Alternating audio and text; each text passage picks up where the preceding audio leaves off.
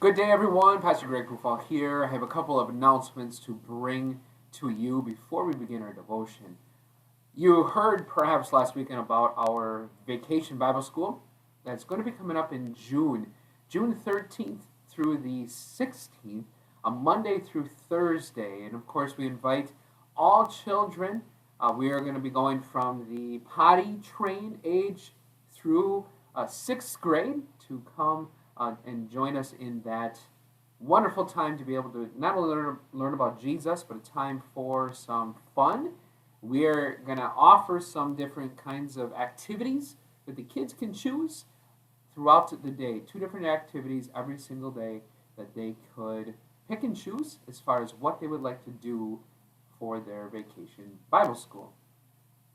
Also, you heard about the Financial Peace University, and to let you know that the first 5 couples who sign up, we will waive the fee for that. So please do sign up for that as soon as possible. That will start in the beginning of March. So we are looking for people to sign up for that. And finally, we've heard rumblings for a while now about the new hymnal, the blue hymnal once again, that's going to be coming out, and it is here. We will have the start of that in our congregation on the weekend of March 13th. So you can look for and anticipate those hymnals to be in the pews during that weekend, and then of course they will stay in the pews for your usage at that time. As I'm not much of a news watcher, and I know that you probably are way more than I am, and you're probably more attuned to what is going on in our world. But of course I know that Russia invaded yesterday, and more stuff is going on, I guess, today. And what does that mean? And I understand that maybe some of you have a lot of feelings of uncertainty for your own lives. I don't know what the future is going to hold. I don't know what it means for our country as a whole. I don't know what it means for our citizens as individuals. Maybe you'll notice a change in the gas prices. You're wondering what's going to happen with that, or maybe the stock market, if you're into that. How is this going to affect my bottom line? There's a lot of uncertainty. This world is filled with all kinds of uncertainty. But there's one who has always been certain in all things, and that is the very God who loves you so much that he is willing to show you that love in sending his son to go to a cross for you, so that all of this uncertainty in this world, when it all finally comes to an end, you will be in the certain arms of Jesus forever. I wanted to read to you a section of God's Word, just one passage, but talk to you about it today, and to think about, God's people, we're not immune to uncertainty in this world. We're not immune to not knowing the future. Nobody knows the future, only God.